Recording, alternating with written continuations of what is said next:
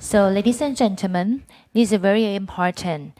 In the end of this event, we also have two special person who come up on the stage, and they want to tell you something more and for the summarize about our events for today. So, please welcome for the first people on the stage. So I would like to invite AFE Connection to present to test transforming education summit. So by Miss Jenabab, Regional Advisor Education, UNESCO Bangkok. So please welcome.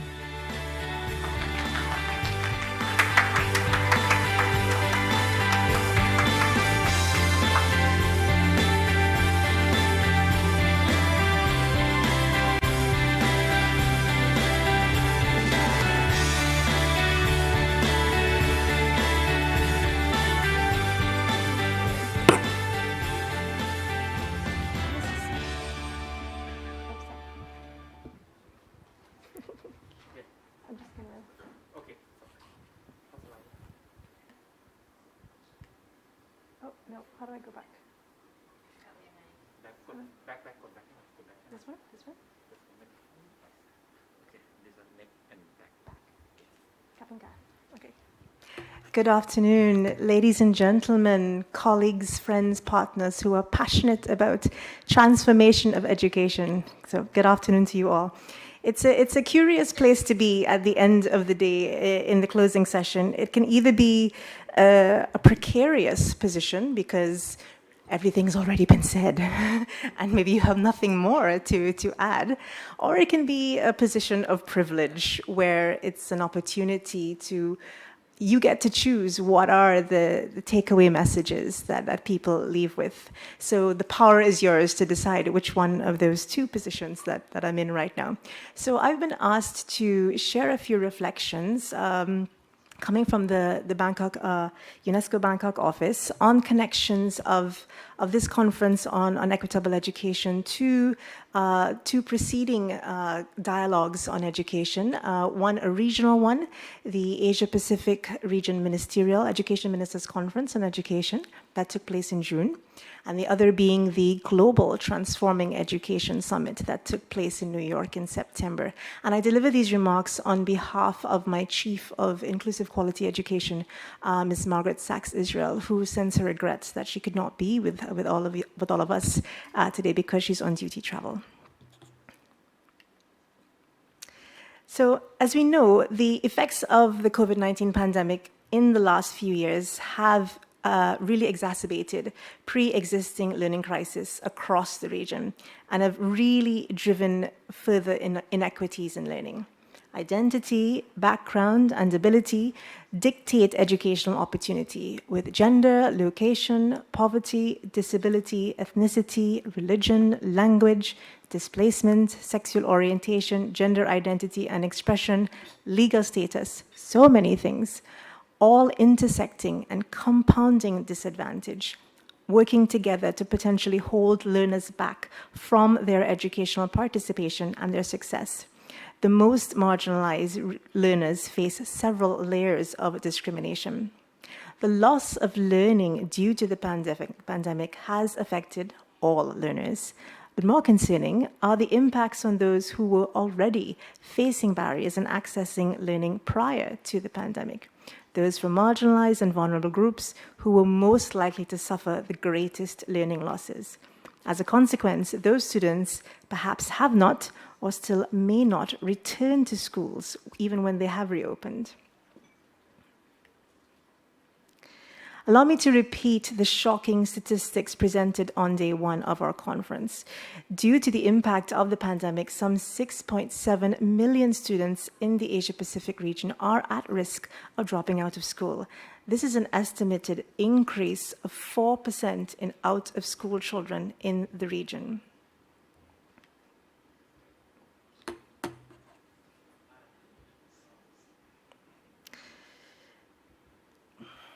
Sorry. Over the past two conference days, we've been reminded that of a few things, to be honest. One, a critical strategy for recovering lost learning and addressing the root causes of the learning crisis is to transform what and how we teach and learn. That is, to rethink the current curriculum content and pedagogies in order to better respond to the current and future demands of education for competencies and the overall objective of improving education quality.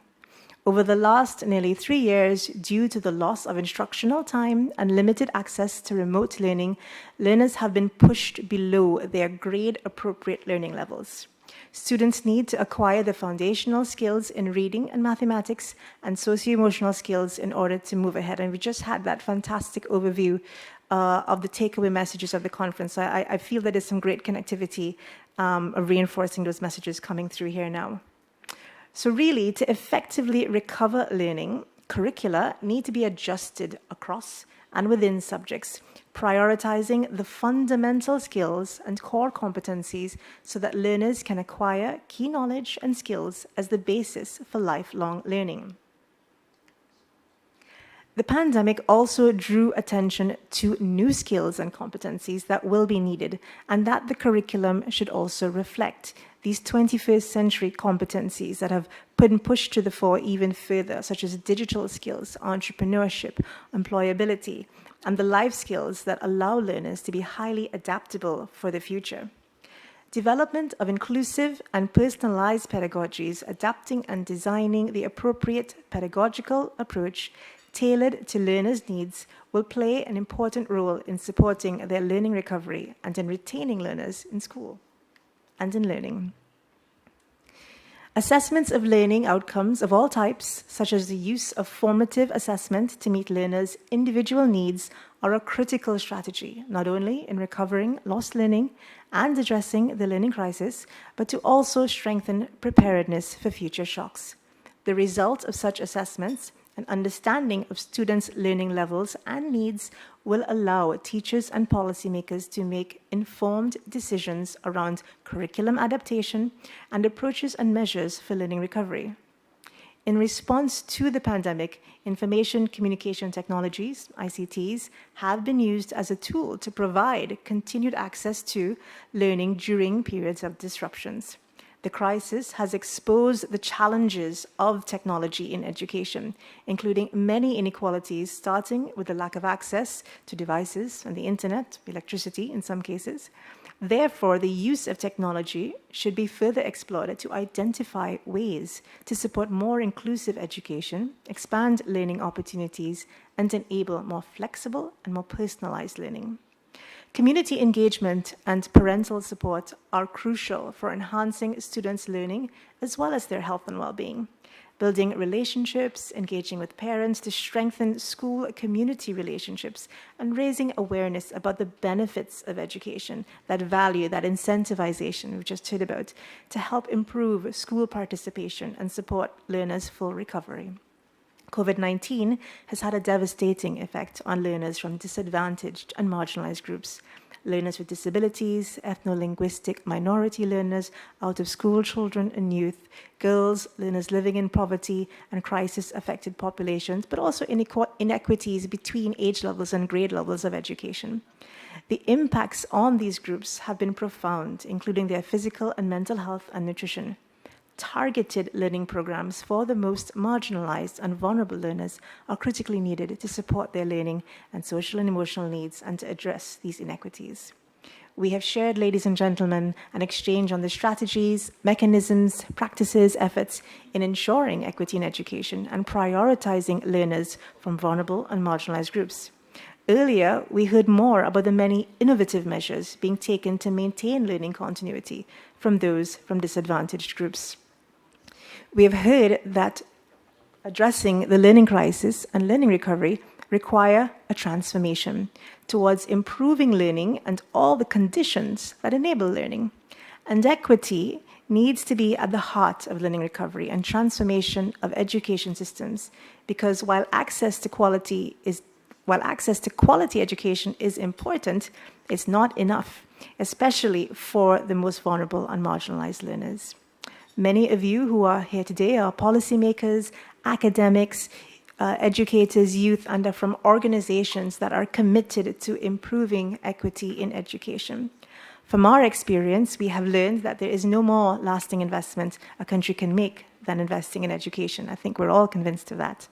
And this has been a recurring takeaway message ever since the World Declaration on Education for All, Ajomtian, the World Education Forum that resulted in the Dakar Framework for Action, and the World Education Forum held in Incheon, where the Incheon Declaration was adopted in 2015. It was and remains, more now than ever, the important message of today, recognizing the role of education as a main driver of development. The International Conference on Equitable Education Together Towards Equity is the first meeting led by Thailand following the Transforming Education Summit, TESS, held last month, September. This conference has placed a distinct focus on equity, which is at the core of SDG 4 and plays a central role in nurturing the transformation of education.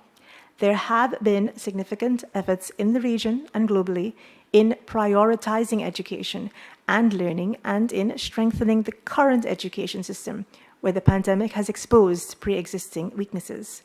The pandemic has also revealed the urgent need to strengthen and prepare education systems for future crises, as well as the need to rethink and transform systems so that they become more equitable, inclusive, relevant, and resilient. The second Asia-Pacific Regional Education Ministers Conference, APRMC, organized in early June of this year, highlighted the urgency for all of us to take action to ensure, on the one hand, immediate learning recovery, and on the other, getting SDG 4 implementation back on track, with only 8 years left to realize our common education commitment, and especially our commitment to transform education and its systems. APRMC will not be a one-time event, but will play a significant part in how the region moves forward in the years to come. The Bangkok Statement 2022 that was adopted at APRMC consolidates this vision towards an effective learning recovery for all and transforming education in Asia Pacific. The statement is a commitment of ministers of education and education stakeholders from Asia Pacific region to jointly and urgently address the learning crisis and the impact of COVID-19 on education and learning. The two priority areas for action are safe school reopening, learning recovery, and continuity of learning as one, and secondly, the transformation of education and systems of education. Let me highlight that the Bangkok Statement puts a fundamental focus on reaching the most marginalized and vulnerable learners in the region, which have, as we've already established, have been almost without exception the most affected. As regards learning recovery, governments and education stakeholders agreed to put in place assessment processes to identify individual student learning levels and socio-emotional needs, and to deploy relevant catch-up and remediation measures. These measures were presented during this conference throughout the past 2 days. The second priority area of action speaks to the need to transform education and its systems and to tackle educational inequalities and the learning crisis. The Bangkok Statement spells out the following priority areas for action: equity, inclusion, and gender equality, quality and the relevance of education, learning, skills for employment and sustainable development, teachers and capacity development, digital transformation, better governance, and improved and more effective financing. And just coming after our summary session just now, I think you would recognize pretty much all of these priority areas just really echoing in what's been covered in this conference. And as you can see, therefore, the priorities are well aligned, and the discussion we've had in the past 2 days of this conference are really synergized here. This includes systematic changes to prevent exclusion of vulnerable and marginalized groups from education, and the reformation of curricula and pedagogies to support inclusion. The commitments that were made at APRMC are also aligned with the outcomes and commitments made at the Transforming Education Summit. As we heard at the opening of this conference, TESS, resulted in a vision statement of the UN Secretary General, which paves the way for rethinking the purpose of education and transforming it going forward, including the launch of 6 global initiatives. These include foundational learning, gender equality, greening education, digital transformation, education in emergencies, and education financing. Throughout the preparation process of APRIM-C and TESS, youth advocates were very much involved and were engaged in dialogues on actions in transforming education, what that means to them, what it should look like, laying out the recommendations on the kind of transformations in education that they want to see, as well as their own commitments to support the realization of those transformations. The Youth Declaration provided inputs to the Secretary General's vision statement on transforming education. The Bangkok Statement 2022, the UNSG's Vision Statement on Transforming Education, the Youth Declaration, and the 6 global initiatives presented at TESS together consolidate the vision and priorities we all share and contribute to the ongoing discussion we've had in the past 2 days of this conference. Dear participants, ladies and gentlemen, I'm confident that we've taken a step together going forward to better support educational recovery, to rethink education systems, and to accelerate progress towards SDG 4. As we transform education systems, we must also transform our own belief systems and attitudes about education. We must recall and uphold that learners in all their diversities have a right to education, and that education for all is an effective investment in our collective future. I do also have the pleasure to inform you that UNESCO is in the process of establishing an Asia-Pacific program to support member states in learning recovery and transforming education, as requested in the Bangkok Statement. What that looks like and the milestones of it, the decisions around that, will be made in close collaboration with our partners in the region and beyond. Equity, inclusion, gender equality will be the key principles of that program to keep the promise made at Incheon to leave no one behind. And we look forward to working with each and every one of you on that endeavor. Thank you very much. Thank you very much, Ms. Genevieve, for this wonderful speech and presentation. All right, everyone, we still have another person. We are so appreciate to have these people on the stage. So we are go to introduction to Equitable Education Alliance or EEA Network. So this session we have our speaker. So please welcome Dr. Kaiyot Patharawat, Managing Director of Equitable Education Fund or EEF Thailand.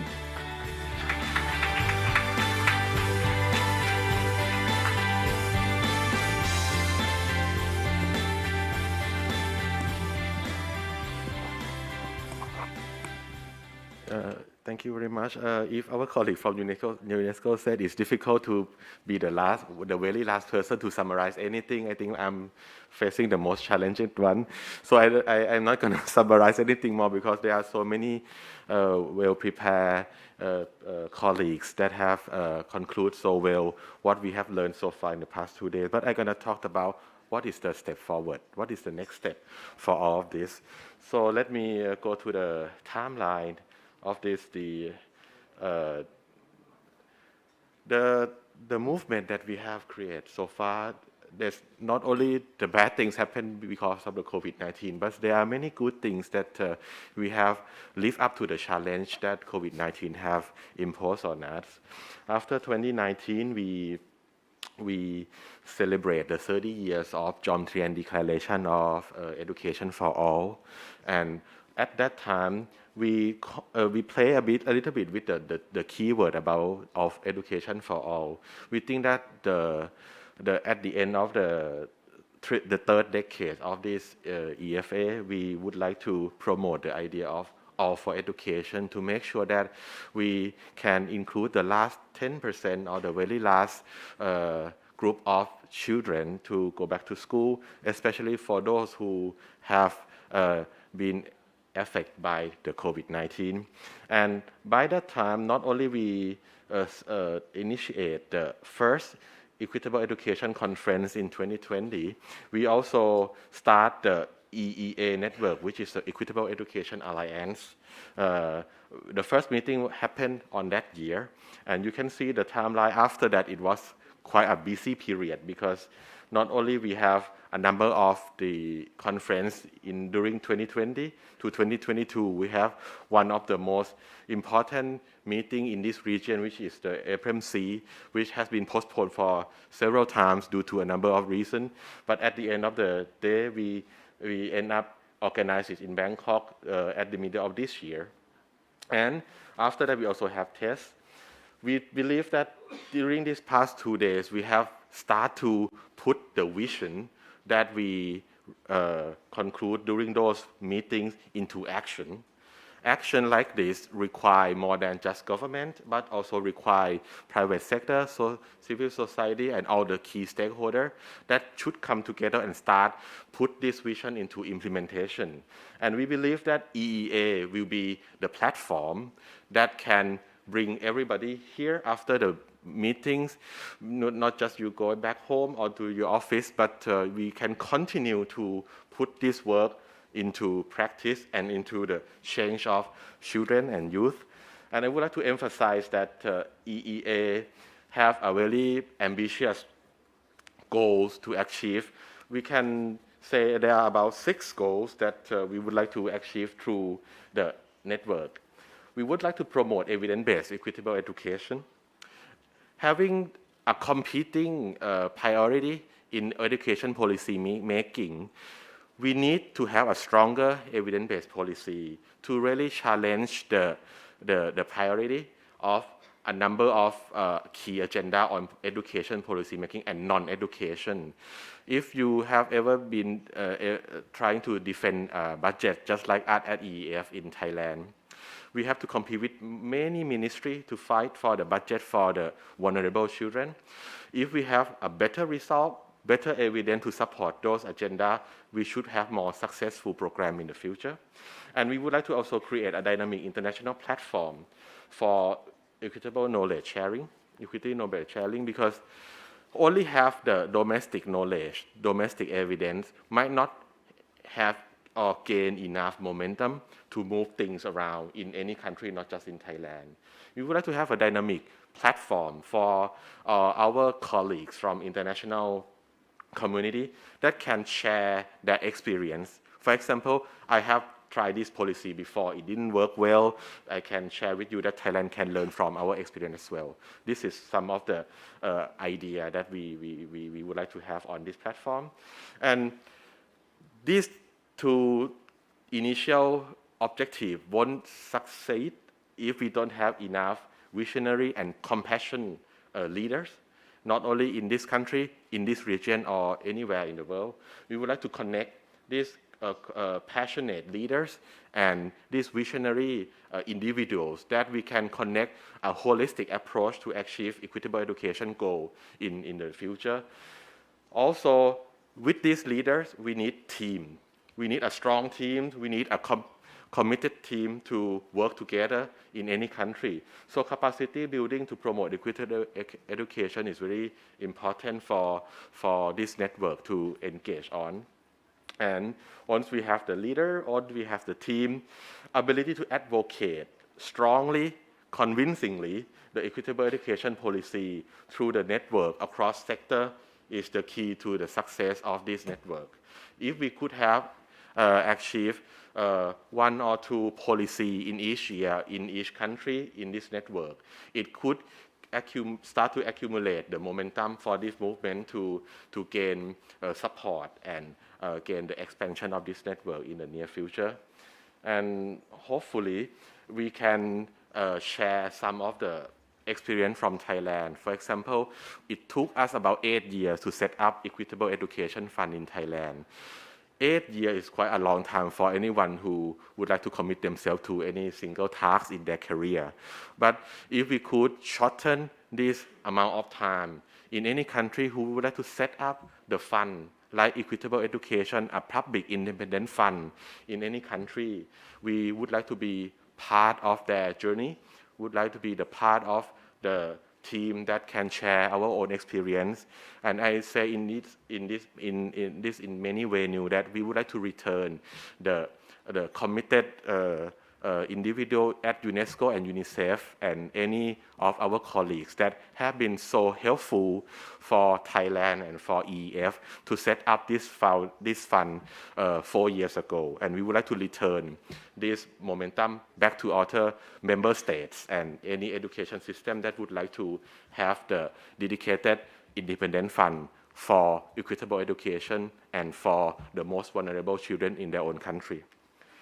And if you want to know more about all this movement, we can share with you that we have this QR code for you to access to the website. And if you are still around, Central World can enjoy you more than just the shopping. Tomorrow we have the meeting of the 5th Equitable Education Alliance. I think it's in the M1 and M2 room in this conference venue. You could join us in the morning, and it would even take you a much long time. It's only half day. So by lunchtime, you can enjoy the rest of the shopping experience in Bangkok around this area. But I would like to ensure that we not only would like to expand the number of members, the number of the colleagues in this network, but we would like to deepen the relationship, the working relationship between different countries and different organizations to join us and try to achieve all that 5 or 6 goals I mentioned to you earlier. And we also have the hub. We call it an Equity Ed Hub. You can also scan this QR code to gain access to all the contents, all the report, analysis, and also advocacy packages. For any one of you who would like to share these ideas and would like to invite any interested partner to join this international movement on equitable education, you can also share all of this to your colleagues. And don't worry, all these slides will be uploaded to the website. You can always download the PDF and share to your colleagues in the near future. And last but not least, I think this has been a really wonderful 2 days conference, and I would like to thank our co-organizing partner, including the Ministry of Education, Thailand, Princess Mahachakri Award Foundation, UNESCO, UNICEF, CIMIO, and Save the Children, who has been instrumental in putting this second conference happen in this 2022. Hopefully, if we don't got cut our budget not got cut next year, I hope we can organize the third one on 2024. You know, in this political economy in education system, you can't guarantee anything until you get the funding from the parliament. But hopefully we and our colleagues can organize the third one again in 2024. And we want to learn from you that how can we make the Equitable Education Conference a better one in the third time. And there will be the QR code after I leave the stage. I suppose the team will put up the questionnaire link for you to share us your thoughts, share us your recommendation, and tell us what better we could improve this international conference, which we try to organize every 2 years. And next time around will be in 2024. And hopefully I can meet you all in the EEA meeting tomorrow morning in this conference venue. Thank you so much again, and hopefully you have a wonderful day. Bangkok winter is coming. I can see that they start to decorate a Christmas tree in the Central World. I thought they skipped Halloween already and try to put those tree on due to the winter. And please reassure my recommendation that you have to make the most of any cold wind in Bangkok. It's not so much for you, and this is the right time to do so. Thank you so much and have a wonderful day.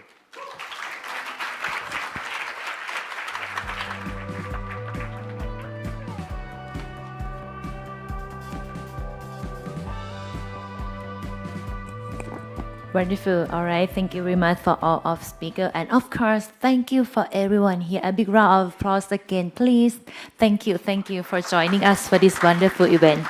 Thank you for this 2 days, and thank you for everything.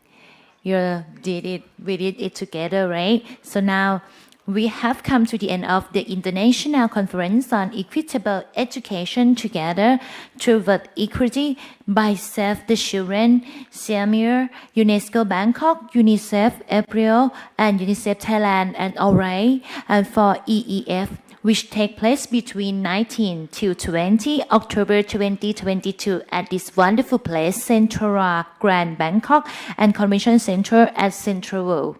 Ladies and gentlemen, I would like to invite all of you to scan our QR code for feedback from, and your feedback is very important for us, and this is like very special. You can contact us and we will like inform you so many things here. So please, so thank you for your kindly, and every feedback is like very important for me also.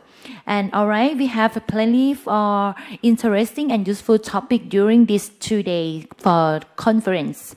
And I hope that the techniques, experiences, and suggestions which were shared by the speaker can help all of you to achieve your target, and we can surely together make it the changes. Ladies and gentlemen, I Mint Rapirat, on behalf of Equitable Education Fund or EEF Thailand, would like to thank everyone for attending to this conference, and I hope all of you have a safe travel back home. Thank you and see you again next time. ขอบพระคุณค่ะ